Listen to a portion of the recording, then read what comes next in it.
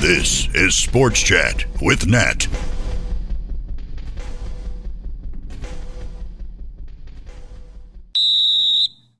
We are back.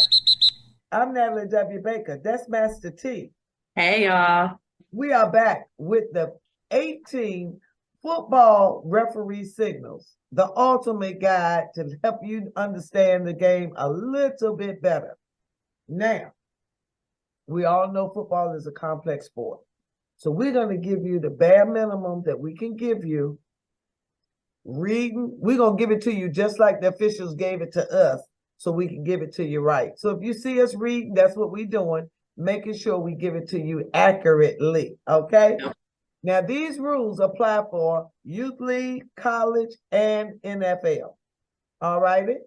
Now, the referee signals, they use hand signals because everybody that's watching the game needs to know what the calls are, with or without a microphone. In youth league, they don't use microphones. Some colleges and high schools won't have a microphone. So the rules need to be consistent across all over, everywhere, playing football. Mm-hmm. Now, in professional sports, they do normally have a microphone, but as you know, technology, that can go wrong as well. So the hand signals are very important. We're going to start off keeping it moving, personal foul. And it's just what it said, a personal foul. Mm-hmm. It's a catch-all for some of the major infractions in the sport of football. It includes unnecessary roughness, roughing the passer, and illegal hit out of bounds. Self-explanatory, all of them. I call roughing the passer the Tom Brady rule because after he got his knees hurt, they changed everything about how you hit a quarterback. I understand they are the most important man on the field. Okay. But yeah. So, but unnecessary roughness is just what it says. You did something just unnecessary. And hitting out of bounds is just what it says. All of these major penalties carry 15 yards. And for this penalty, he will put his hands up over his head and look like he's chopping his wrist. Illegal touch. Exactly what it says. Illegal touch. Only certain players may touch the football in certain situations. For example, an offensive lineman who is an eligible receiver can't be the first player in the offense to touch the ball in the forward pass attempt. That's illegal. You can't be the first person to touch the ball in certain situations. In this situations, a legal touch, an illegal kick, penalty, all that is usually a 5-yard penalty. And in all their variations, the referee will tap his shoulders with his fingertips. A delay of game. Now, every play that the team with the possession of the football, they got a certain amount of time to get the play off. Now, 40 seconds, that's normal football is playing one scrimmage down to the next. First to second down, 40 seconds. A defensive injury, 40 seconds. 25 seconds at the start and the end of a major segment of the game. For example, at the end of a period when they change end zone, if they change at the half, the kickoff, or a new series of downs after the kick or after the stop of a turnover. 25 seconds to start the next play. If the team does not snap the ball before the clock expires, they get called for a delay of game, which is a 5-yard penalty. One of the most common and probably sometimes the first penalty that's usually in the game is a false start. Usually you'll see the ref making a legal motion like this. So you will see him and you already know that's a false start. It means exactly what it says. A player from the offensive team moves before the ball does. If you make any type of, if you probably sneeze, if you move your finger, anything, that is a false start. So It's a loss of 5 yards in the offense, so they move back 5 yards. So usually they'll say false start, 5 yards penalty, repeat first down. Yep. Now, illegal motion. That seems kind of self-explanatory, but this occurs in a number of ways. But mostly, if multiple offensive players go into a shift at the same time. Sometimes you'll see the wide receivers on the end or the tight ends on the end. They will move and run down behind the quarterback and go to the other side of the field.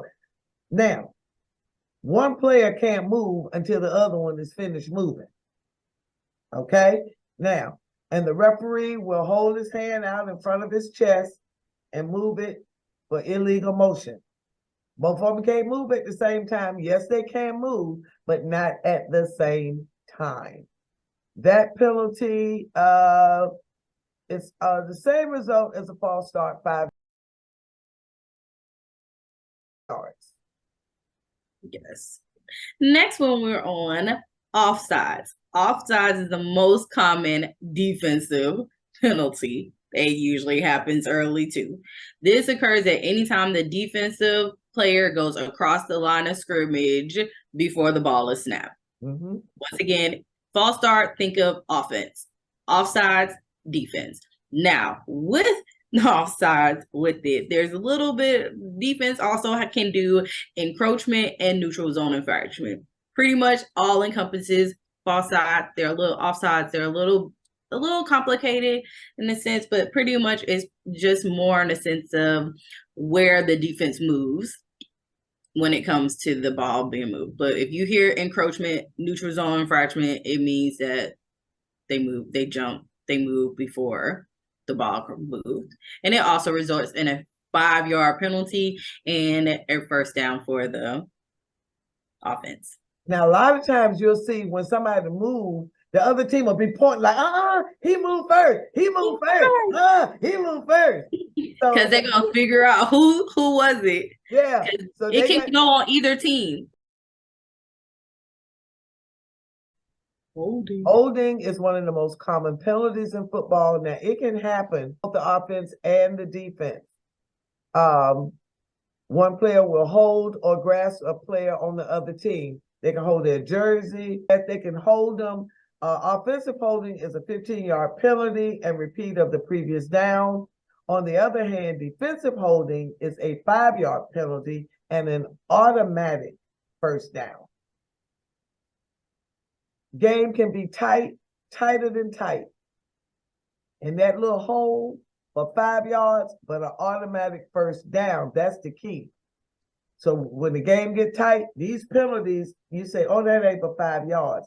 But an automatic first down at the end of the game, a minute left, and you're trying to hold on to a lead, that's crucial.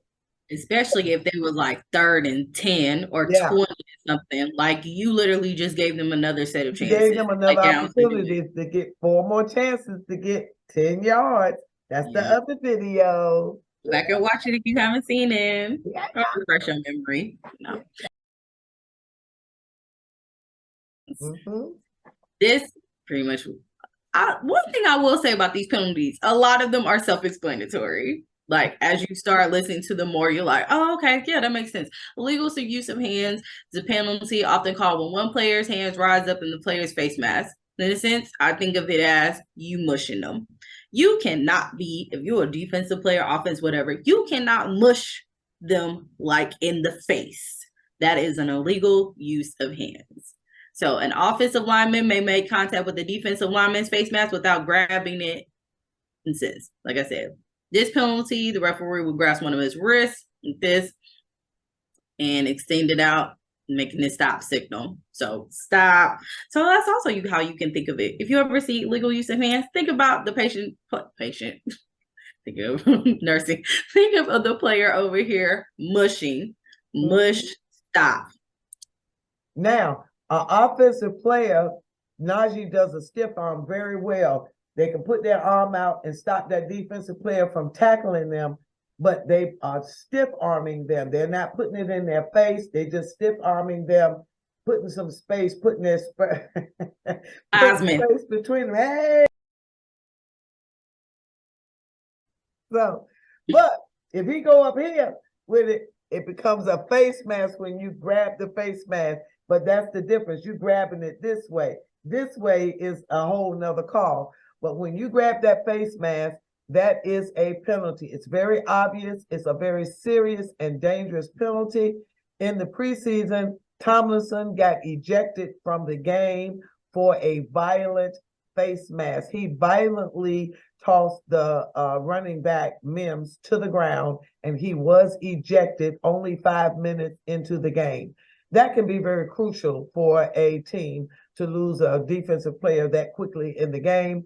But you cannot grab the face mask. It is there to protect their face. It is not for you to grab. And basically, anything with this is that we learned from these last three. Anything above the neck, yes, don't do. Don't you can, like I said, you can mush like Heisman, mush somebody in their chest, all that other stuff, but you cannot do anything. You protect faces, beautiful faces that we have to say hi to, all that. Can't touch. Nothing. Yeah. Rarely seen. I've heard the call being called, but this season, because now I've seen this picture, I'm going to now pay attention when they call the illegal forward pass and be like, did they do that, ref? But basically, most of the time, most passes are legal, but there are times where the quarterback throws and it's illegal. And the mini situation is when if the pass is made beyond the line of scrimmage, and all forward passes must start behind the original line of scrimmage. So a lot of times this happens when a quarterback is trying to throw, like, oh my gosh, they running, they scrambling. That's scrambling usually means they trying to find a receiver and all that other stuff. And basically you playing keep away. You trying to make sure you ain't getting tackled or anything. So, and that's since they're running. They may get out the pocket around the line of scrimmage, like out their passive line of scrimmage, and they throw the ball. And they find a receiver and they throw it. Whether the receiver catches it or no, it's an illegal pass because guess what? They didn't throw the ball where they were supposed to throw it, where they were supposed to be behind the line of scrimmage. Now, Patrick Mahomes moves a lot. But you notice he's running back and forth from sideline to sideline. And that's because he's trying not to cross that line of scrimmage where all the line of scrimmage is where all those linemen are down on the ground. And on the TV screen, there's a little line that they show. Yeah, it's usually blue, I think. I think it's blue. Yeah. Yellow is usually where they're trying to go to for the first down. But exactly. If blue, that's the line of scrimmage. That's right. So the quarterback can run all up and watch Patrick Mahomes the first game. He's going to be running all sideline to sideline, but he can't cross that line of scrimmage and throw that ball. He can move backwards, but he can't move forward. Right. He can't go. Now, in all of that moving, if they throw that ball and there is no receiver in sight, and they're just throwing to get rid of the ball to avoid a sack, it's intentional grounding. Duh, just what it says, intentional grounding. Now, a lot of times he can't find his receiver, just like Patrick, roaming around, moving. Him and Jalen Hurts, they move a lot. But he cannot throw a pass where there is no receiver nowhere to be found. And we mean like offensive receiver, because even if it's a defensive one, it's still intentional grounding. That's right. You cannot, okay, let me read it. If this done outside of the pocket, and if the ball is if it reaches the line of scrimmage, it cannot. This is completely legal, but only if it does from the outside of the pocket. I told you, Patrick be moving. He's outside of that pocket, okay? But if not, it's intentional grounding. And it's also important that they have to get it back to the line, like either back to or past the line of scrimmage, because that also counts as intentional. Just throw the ball away. Just throw it away. But you're going to listen, intentional grounding. That's just simple. And it is probably one of the most costly Yeah. penalties. Like, seriously. Yeah. You get a loss of down Yeah. and a 10-yard penalty. It doesn't say here, but yes, it's 10 yards. Yeah, it's about 10-yard penalty and a loss of down. Yeah. When you just took the sack. Take the sack. Just go down. So the next one is pass interference. Yes. This is probably my favorite one. I will say it's my favorite one is because it's the most exciting. Things happen. The most yardage happens with this one. The stadium is just, yeah. So pass interference is basically what it is. The rules are surrounding the receiver and the defenders as forward pass in the air. So the defensive player cannot, keyword cannot, make a solid contact with the receiver before the ball gets to him to have a successful catch. Meaning the receiver, and also the receiver can't push off the defender to get open either. Right. So pass interference can happen on both offense and defense. It happens a lot more on defense, but it also happens on offense a lot too, because maybe they're in a battle and he pushes off of him. You can't do that.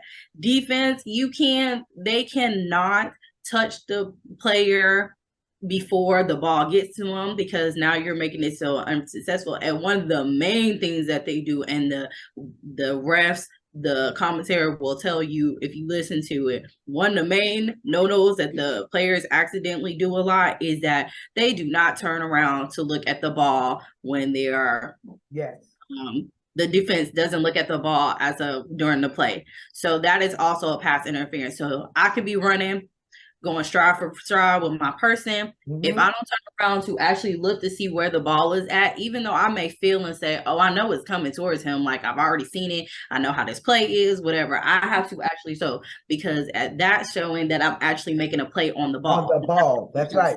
So you have to make a play on the ball, not the person. Mm-hmm. So if not, then it is a pass interference. And the best part about it is if you are on the opposing team and it is for your game, guess what? You get whatever yards. And usually pass interference happens on like long pass plays, like 40, 50 yard, 60-yard line going down. Mm-hmm. So and that ball is going to be placed at the spot of that foul. So if they right there at the goal line and you hit them or you interfere, guess what? Guess where they start at? The 1-yard line. So thanks. When you mess up again, they're going to get half a distance to the goal. So right. So that is one that when I tell you defensive do not want to get that one, because you pretty much give them a free play in a sense, a free pass, all that other stuff.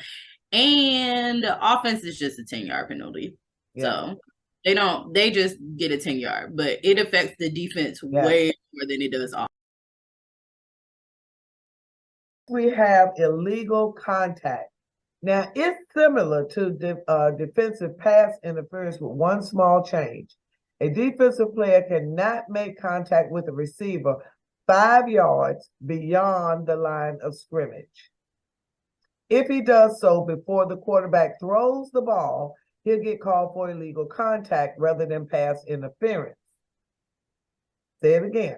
A defensive player cannot make contact with a receiver 5 yards beyond the line of scrimmage.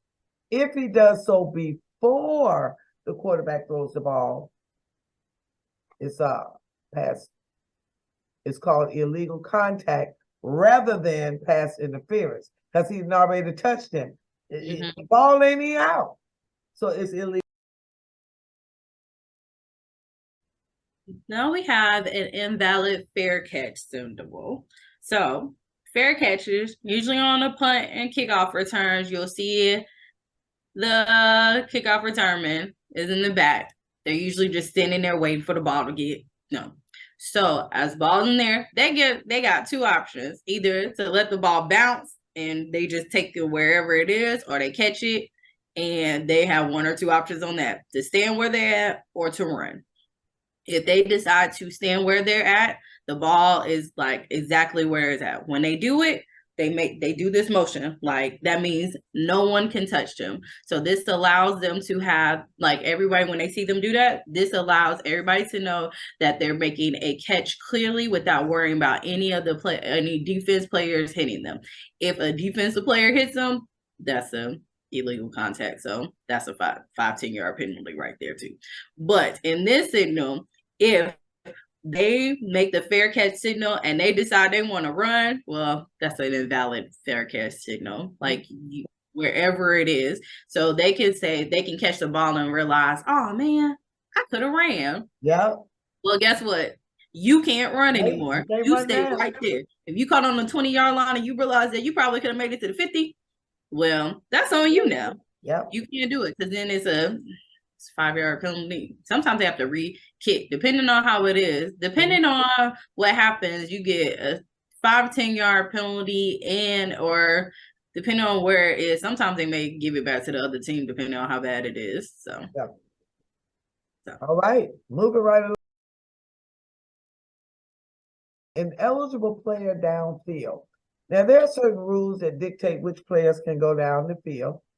On passing plays, for instance, an offensive lineman cannot go beyond a certain zone from the line of scrimmage unless the team records a completion or if the defense gets an interception. If this happens, the referee calls them for an ineligible player downfield. Now, sometimes you will hear them say number 75 or number 54 or somebody is reporting as eligible, which means that lineman is now eligible to catch that football. Chicago used to do it a lot with Refrigerator Perry. They used to do it a lot. He was an offensive lineman, and he scored a lot of touchdowns. But they have to announce that they are the eligible man now. You can't just decide, oh, well, hell, I'm going to catch it. No, you can't. You got to tell them ahead of time that you are reporting as an eligible man, or you will be called for ineligible man downfield.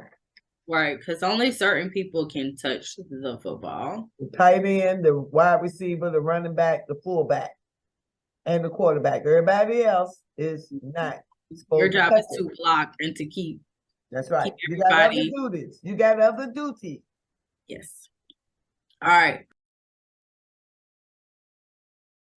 Unsportsmanlike conduct. Enough said. You already know what it is. Fouls that you just being unsportsmanlike. You've seen it plenty of times on players. I mean, even outside of football, we all know what unsportsmanlike conduct is. You're being a butthole, in other words. A lot of times it can be a lot of times it could be that they're just getting wrapped up. If you take off your helmet, start arguing with the referees or the players, if you start getting fights that happen, unsportsmanlike conduct, stuff happen. I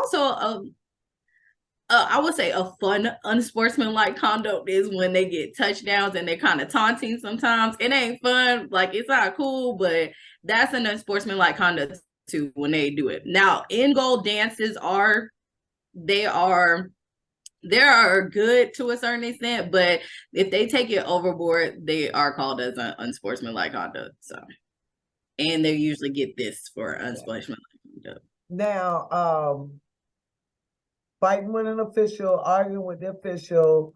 Now I know they can't come off that sideline either.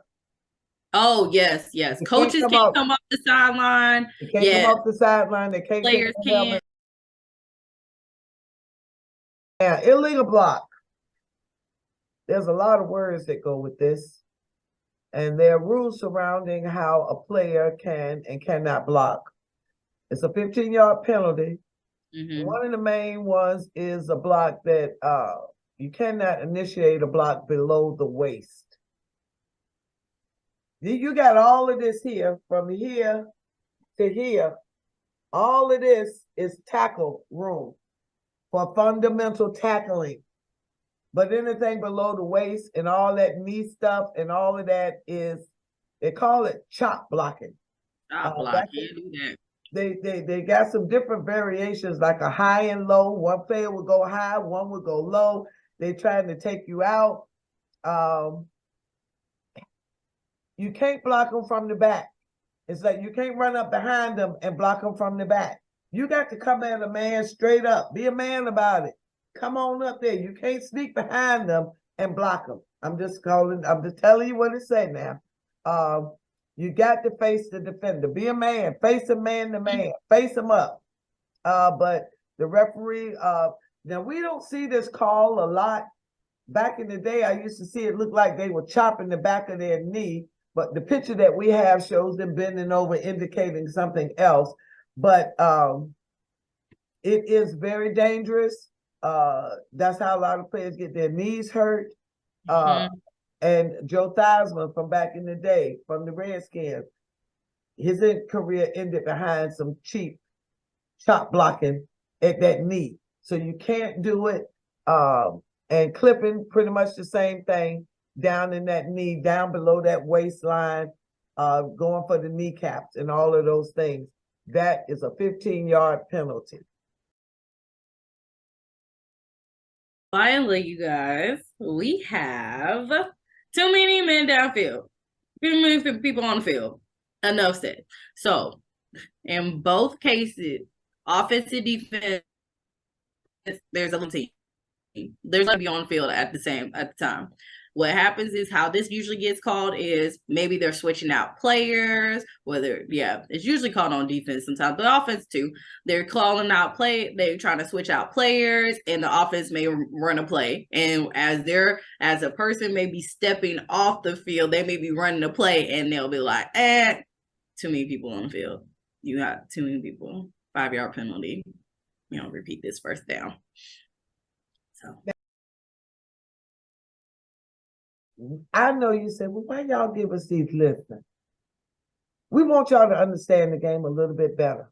Now, all of these penalties have corresponding referee signals, but they are universal across the country, across the world.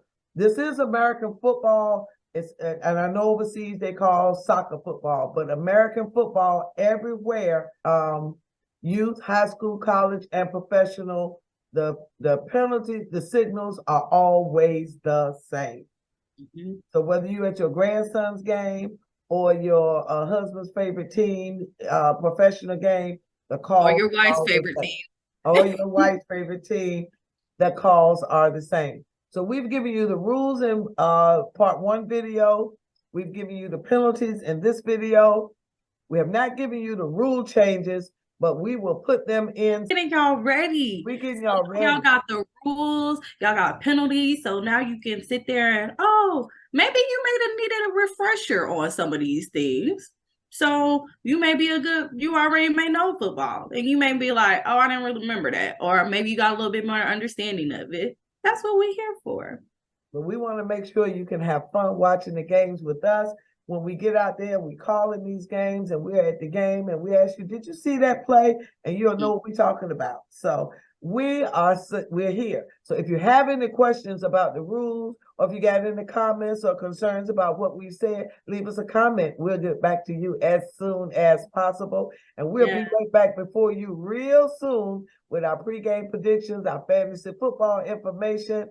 And are you ready for some football? Yeah. We are here. We are 2 days away. Yeah. 2 days. My addiction starts, you guys. Here we go, Steelers. Here we go. Rise up, ATL. Okay. We ready. We ready. Y'all, we ready for some football. We hope y'all ready. Come on with us. This is Sports Chat with Nat. Come on with us and have some fun. Follow us on YouTube, Facebook, and Instagram. Come on, join us for all this fun. See y'all later. Bye, guys. This is Sports Chat with Nat.